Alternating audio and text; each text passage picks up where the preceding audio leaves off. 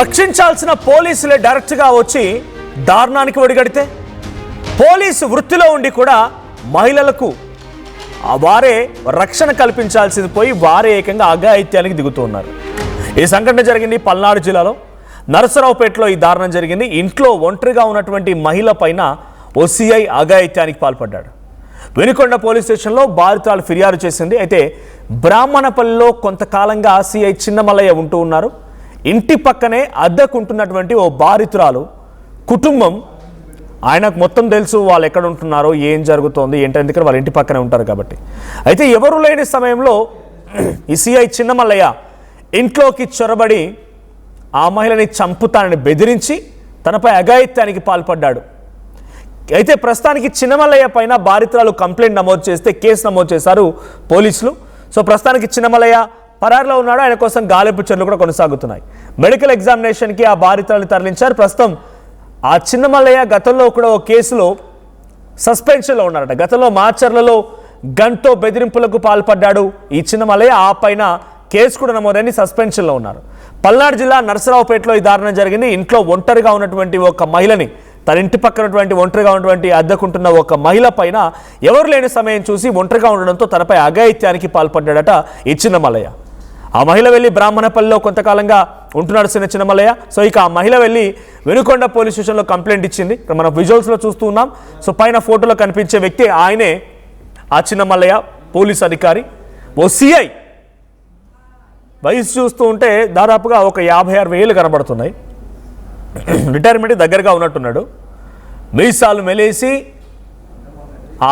ఆ డ్రెస్, ఆ నవ్వు చూడండి. నిజంగా ఇలాంటి వృత్తిలో ఉన్న ఇలాంటి పని చేస్తే నిజంగా నాకైతే అనిపిస్తుంది ఒళ్ళు ఒక్కసారిగా ఆ రక్తం మరుగుతుంది. దగ్గరలో ఎవరిని ఉంటే కనుక చెప్పండి, ఆయన కొంచెం బుద్ధి చెప్పండి. ఇక మీరు వేస్తే చెప్తారు మీ ఇష్టం. కానీ పనికి మాల పని ఇది. కాకి చొక్కా వేసుకుని నలుగురికి సహాయం చేయమని చెప్పో, నీ చట్టాన్ని కాపాడమనో, మంచి చేయమని చెప్తే ఒంటరిగా ఉన్న మహిళను చూసి ఆ అఘాయిత్యానికి అంత కండకావరు, అంత బలుపు తీట బలుపుతో కొట్టుకుంటున్నావా? అంత అహంకారమా? అంత మదమెక్కి కొట్టుకుంటున్నావా ఈ వయసులో? ఆ పోలీస్ ఉద్యోగానికి, ఆ వయసుకి దేనికంటే సంబంధం ఉందని చేసే పనికి మాలిన పని కాకపోతే ఇలాంటి వాళ్ళు ఇక ఒంటరిగా ఉన్న మహిళనే కాదు, ఇక దారుణం. వాళ్ళ పాప వాళ్ళకి చూడాలంటే మహిళలు భయపడిపోతారు. ఇక ఆ కుటుంబంలో మహిళలు ఎంత టార్చర్ అనుభవిస్తున్నారో ఈయన వల్ల, ఈయన కారణంగా ఆ కుటుంబంలో ఉన్న మహిళలు ఎంత టార్చర్ అనుభవిస్తున్నారో. ఇప్పుడు ఈ వ్యక్తి ఈ ఘటన తర్వాత కనీసం ఆ ఇంట్లో భార్య ఉంటే భార్య ముందు తలెత్తుకోగలుగుతాడా? కూతురు ఉంటే కూతురు ముందు తలెత్తుకోగలుగుతాడా? బయట ఎక్కడ తిరగలుగుతాడా? ప్రస్తుతం పరారులో ఉన్నటువంటి ఈ చిన్నమల్లయ్య అనేటువంటి సిఐ, ఇటువంటి వృత్తిలో ఉండేవాళ్ళు మీరు నిజంగా ఇలాంటి ఆలోచనలు వస్తే దయచేసి ఏదైనా తీసుకొని చచ్చిపోండి, కానీ ఈ పని మాత్రం పాల్పడకండి. అంత బలుపు, అంత తీట, అంత మరం వస్తే ఇంత బలుపా? ఒంటరిగా ఉన్న మహిళను చూసి టార్గెట్ చేసి తన ఇంట్లో ఎవరు లేని విషయం గమనించి ఇంట్లోకి దూరి చొరబడిపోయి భయపెట్టించి బెదిరించి ఆవిడపై అఘాయిత్యానికి పాల్పడ్డాడంట. ఇంక ఈ సంఘటనకు సంబంధించి మరిన్ని అప్డేట్స్ ప్రతినిధి సాయి అందిస్తారు. సాయి, ఒక పోలీస్ రక్షణ కల్పించాల్సిన పోలీసులే డైరెక్ట్గా మహిళపై అఘాయిత్యాన్ని దిగుతున్నారంటే ఇంకెవరు రక్షణ కల్పిస్తారు? కంచే చేను వేసిన చందంగా మారిపోయింది ఇక్కడ పరిస్థితి. ఈ సిఐ పైన గతంలో కూడా కేసు ఉందంట, గన్ పెట్టి బెదిరించాడంట. అప్డేట్స్ ఏంటి? ప్రస్తుతానికి పోలీసులు, వినుకొండ పోలీసులు ఈ కేసుని ఏ రకంగా ముందుకు తీసుకెళ్తున్నారు? మనోజ్, చిన్నమల్లయ్య అనేటటువంటి సిఐ అంశాలు వరుసగా వివాదాస్పదంగా మారుతున్నటువంటి పరిస్థితులు అయితే ఉన్నాయి.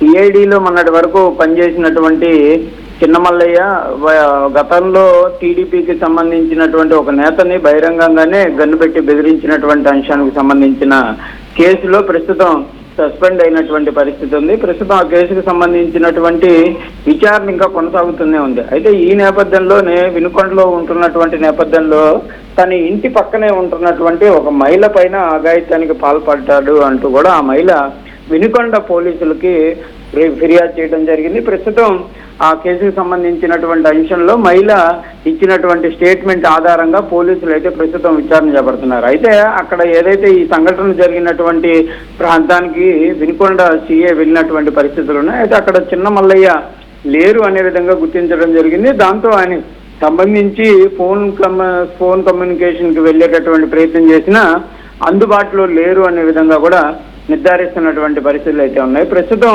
చిన్నమల్లయ్య అజ్ఞాతంలోకి వెళ్ళారనే విధంగా కూడా పోలీసులు అయితే గుర్తిస్తున్నారు.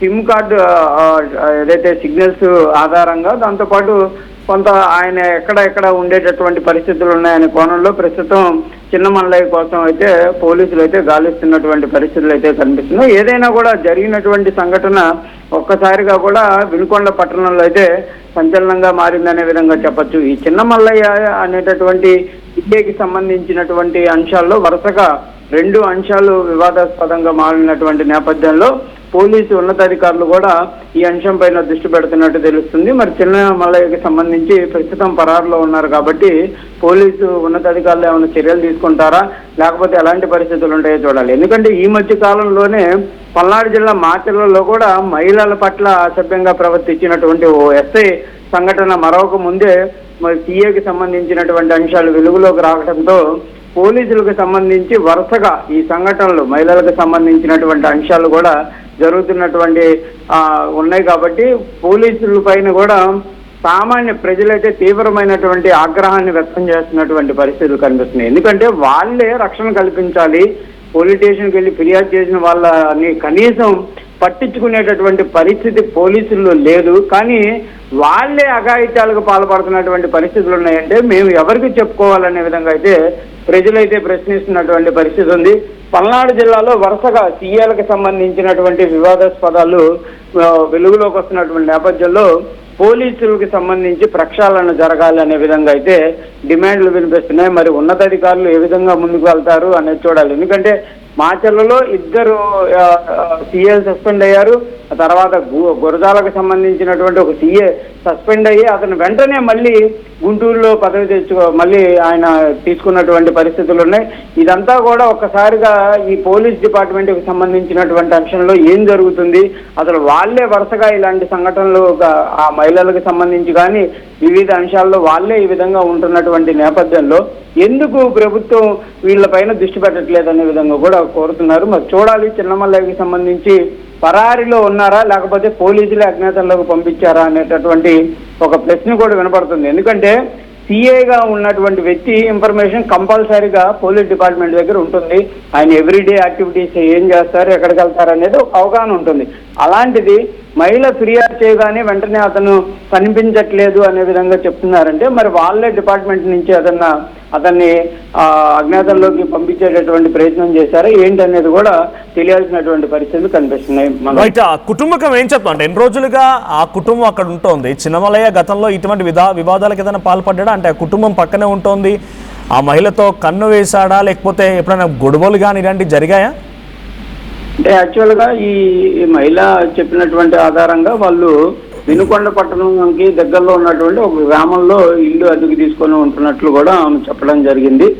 అయితే గత కొద్ది రోజులుగా సీఏ తమ ఇంటి దగ్గరే ఉంటున్నట్లు కూడా వాళ్ళు చెప్తున్నారు. కాకపోతే ఎప్పుడు అంటే సీఏ కాబట్టి వీళ్ళు పెద్దగా ఆయనతో మాట్లాడేటటువంటి పరిస్థితి ఉండదు.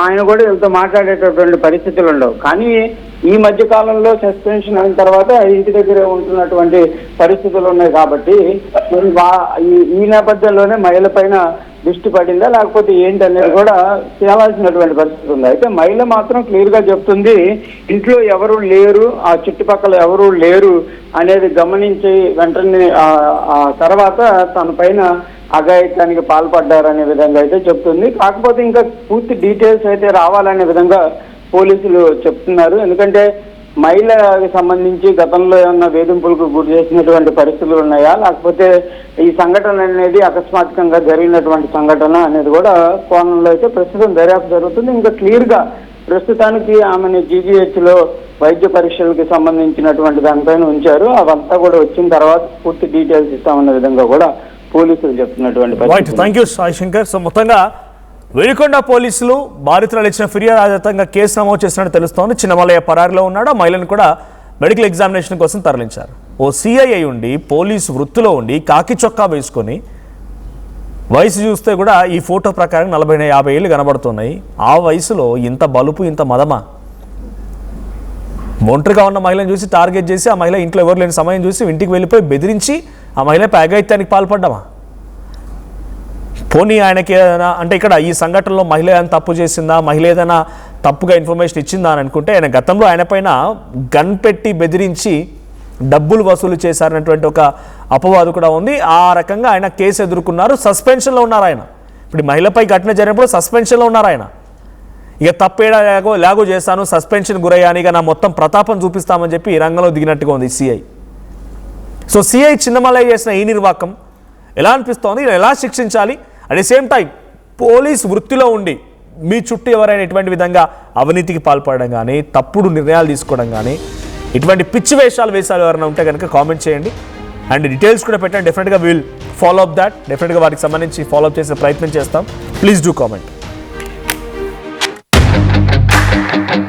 At KL, the expertise of the world in the palm of your hand. KL deemed to be university. చిన్న చిన్న ఆనందాలు 35 ఏళ్లుగా నా జీవితంలో లేవు. 35 ఏళ్లుగా నేను డైపర్లలో బ్రతికాను. 6 సెంటీమీటర్ల ఫిస్టులా నా మూత్రాశయంలో లీక్ కారణమైంది. ఎవరూ నాకు సహాయం చేయలేకపోయారు. AINUలో వైద్యులను కలిసే వరకు అక్కడ వారు రోబోటిక్ శస్త్రచికిత్సతో నాకు పరిష్కారం ఇచ్చారు. వారు నా ఆత్మవిశ్వాసాన్ని కూడా తిరిగిచ్చారు. Precision care makes it possible. The Center for Robotic Surgery at AINU